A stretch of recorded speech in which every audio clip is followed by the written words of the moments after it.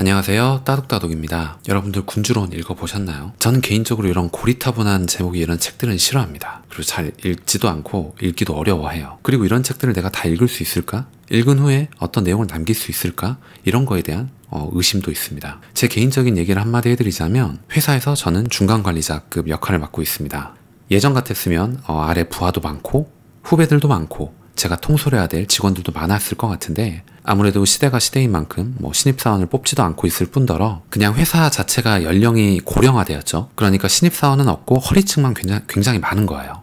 과장, 차장만 굉장히 많고 신입사원, 대리, 사원 이런 사람은 없는 거죠. 그래서 그냥 명색만 아무튼 이렇게 중간관리자급을 맡고 있는데 어쨌거나 그래도 이제 옆팀이나 이런데 후배들이나 직원들이 있다 보니까 이 친구들을 다루기가 쉽지가 않았다라는 마음이 드는 거죠. 왜냐하면 평소에 많이 이렇게 후배들과 얘기를 나눠보고 후배들에게 일도 부여해보고 보고도 받아보고 이런 것들이 자연스러웠다면 이것들이 제 몸에 체화가 되겠지만 그렇지 않았기 때문에 오랜만에 후배들과 일을 같이 하는 상황이 생기게 되면 이 친구들에게 업무를 어떻게 부여하지? 일을 어떻게 시켜야 되지? 이게 내가 할 일은 아니니까 후배들에게 일을 부여해야 되는 게 맞는데 이게 말하기가 어렵다라는 것이죠. 이런 고민들을 많이 하곤 합니다, 요새. 그런 입장이 되다 보니까 최근에 읽었던 이 책 군주론에서 얘기하는 내용들, 리더십, 그리고 군주의 이상적인 방향, 이상적인 행동 방향에 대해서 관심이 갖고 좀 마음에 와닿기 시작한 거죠. 그래서 오늘은 여러분들과 군주론에서 얘기하는 인상 깊었던 내용을 좀 공유를 해볼 건데 군주론에서는 이 각 상황에 따라서 이상적인 리더십의 형태를 말해요. 대부분 이야기가 좀 충격적이었습니다. 왜냐하면 너무 직설적이었기 때문이에요. 과연 이런 책이 그때 당시에 어떻게 받아들여졌을까라고 생각이 되고 궁금해서 한번 찾아봤더니 군주론을 쓴 마키아벨리가 이탈리아 왕에게 바쳤던 글인데 이 책의 내용이 너무 직설적이고 가감없었기 때문에 결국에는 금서로 취급을 당했다라고 하더라고요. 오늘은 그 내용을 좀 한번 해보고자 합니다. 평소에 회사 생활, 인간관계, 사회생활에 있어서 사람들을 다루고 대처해야 하는 방법에 대해서 관심과 고민이 있으셨다면 오늘 내용 끝까지 들어보시면 분명히 도움이 될 것 같아요. 우선 이때 당시의 내용에 맞춰서 군주의 입장에서 군주의 이상적인 방향에 대해서 얘기를 좀 나눠볼게요. 같은 문화권의 영토를 정복한 이 사례 얘기를 좀 먼저 해볼게요. 그러면 전에 있었던 군주를 깨끗하게 없애라 라고 얘기하는 부분입니다. 우선 정복자, 그리고 리더가 오랜 시간 통치해온 본국의 새로운 영토를 병합한 경우에는 그곳이 동일한 언어를 사용하는지 동일한 지역에 있는지를 살펴보라고 얘기를 해요. 만약에 그런 곳이라고 한다면 새로운 영토를 유지하기가 매우 쉬울 것이다. 단지 그곳을 지배하던 군주의 가문을 완전히 없애버리는 것만으로 충분할 것이기 때문이다 라고 얘기를 합니다. 통치하던 가문이 없어진다는 것 외에는 변화하는 것이 없어요. 예전의 생활 양식, 관습을 유지할 수 있다면 백성은 평온한 삶을 계속 유지할 수가 있는 것이죠. 따라서 다음에 두 가지 정책을 명심해라 라고 얘기를 합니다. 첫 번째는 옛 군주의 가문을 확실하게 완전히 뿌리부터 제거하라 라고 얘기를 합니다. 좀 잔인한 얘기죠. 그리고 되게 직설적이에요.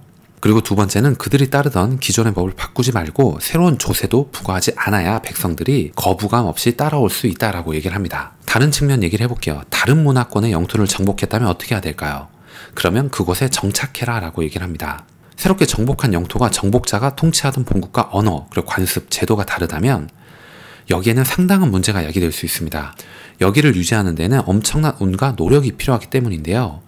이때 가장 효과적이고 최선인 해결책은 정복자가 그 지역에 가서 친히 정착하는 것이다 라고 얘기를 해요.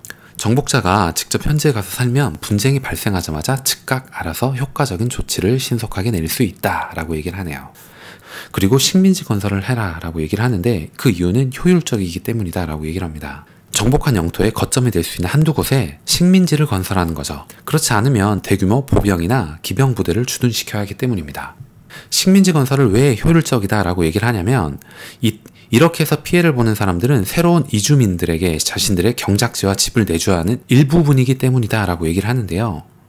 국가 전체 관점에서 봤을 때는 이런 식으로 피해보는 자들은 소수에 불과하는 거죠. 더욱이 그들은 힘이 미약하고 뿔뿔이 흩어져 버릴 것이기 때문에 군주에게 위협적인 요소가 되지 않는다라고 얘기를 해요. 그리고 또 한편으로 보면 다른 주민의 입장에서 본다면 자신들은 피해를 보지 않았다라는 안심이 되기 때문입니다. 이 사람들처럼 나의 소유물이 뺏길까봐 오히려 군주에게 말썽거리가 되지 않으려고 더 복종하고 조심하게 된다라고 얘기를 해요. 어찌 보면 이 부분이 맞을 것 같아요. 내가 만약 이 식민지 상황에 있는 백성과 시민의 입장이었다면 어떻게 할까라는 생각을 해보면 아주 일부분의 사람들이 착취당하고 있다. 그리고 나는 그렇지 않다라고 생각을 한다면 내가 가진 소유물을 뺏기지 않고 내가 사랑하는 가족을 지키기 위해서 골칫거리가 되지 않기 위해서 좀 거기에 맞춰갔을 거, 순응했을 거라는 생각이 좀 듭니다. 결론적으로 얘기를 하자면 식민지를 운영하는 거는 많은 비용이 들지 않고요. 그곳 주민들도 보다 충성스러워지기도 합니다. 문제를 거의 일으키지 않는 거죠. 그리고 소수의 사람에게만 피해를 주는데 불과합니다. 또 한편으로는 피해를 주려거든 확실히 줘야 된다라고 얘기를 합니다. 이와 관련해서 유념할 건 뭐냐면 사람이란 건 다룰 때에는 그들이 하고 싶은 대로 할 수 있게 하거나 다정하게 대하거나 이렇게 할 것이 아니고요. 완전히 아주 철저하게 짓밟아 뭉개버려야 한다라고 얘기를 해요. 왜냐하면 사람들은 사소한 피해에 대해서는 쉽게 보복하려고 합니다. 근데 엄청난 피해에 대해서는 감히 복수할 엄두조차 내지 못하기 때문입니다. 복수를 걱정할 필요도 없이 아예 확실히 뿌리부터 그냥 잘라내버리라고 단호하게 얘기를 해요. 책에서는. 이런 정책을 정말 훌륭히 잘 이행했던 그 예시를 한번 들어보자면 로마라고 할 수가 있겠습니다. 식민지를 건설했고 약소 세력과 우호 관계를 유지하면서도 그들의 영향력이 커지지 않게 했고요. 강한 세력을 진압했고요. 또 다른 강력한 외세가 영향력을 얻지 못하도록 잘 저지했다라고 얘기를 하네요. 이번에는 자신들의 법에 따라서 잘 살아온 도시나 군주국을 정복했다면 어떻게 해야 되는가, 이런 이야기를 좀 해볼게요. 세 가지 통치 방법이 있다라고 얘기를 합니다. 첫 번째는 그 나라를 철저하게 완전히 파괴하는 거고요. 두 번째는 그 나라에 가서 직접 살면서 통치하는 거고요. 세 번째는 계속해서 그들 자신의 법에 따라서 예전처럼 살게 내버려 두면서 뭔가 곡물 같은 거를 바치게 하면서 지속적으로 우호적인 관계를 유지하는 과두제 정부를 가져가는 거다라고 얘기를 해요. 이 과두제 정부가 뭔지에 대해 설명을 좀 더 해야 될 것 같은데, 스파르타와 로마가 아주 잘 이행한 정책입니다. 로마 측면에서 볼게요. 로마는 정복한 국가를 다스리기 위해서는 그 국가를 완전하게 멸망시키고요. 그 결과 시간이 지났어도 그 국가들을 잃지 않았어요. 자유로운 어떤 생활 양식에 익숙한 도시의 새로운 지배자가 된다면 그 도시를 완전히 파멸시켜야 된다라고 얘기를 하는데, 왜냐하면 그 도시는 아무리 시간이 흐르고 새로운 지배자가 부여한 이익이 커져도 결코 백성들에게는 잊혀지지 않는 자유, 이런 것들이 있기 때문입니다. 이런 것들을 명분으로 삼아서 언제든지 모반을 꾀할 수 있기 때문에 완전히 제거해야 된다라고 얘기를 하는 것이죠. 그래서 가장 확실한 방법은 그 국가들을 완전히 파멸시켜버리거나 아니면 직접 그곳에 거주하면서 다스리는 거다라고 얘기를 하는 거죠. 이번에는 본인의 힘이 아닌 타인의 군대와 행운으로 왕이 되거나 나라를 얻은 사람의 이야기를 좀 해볼게요.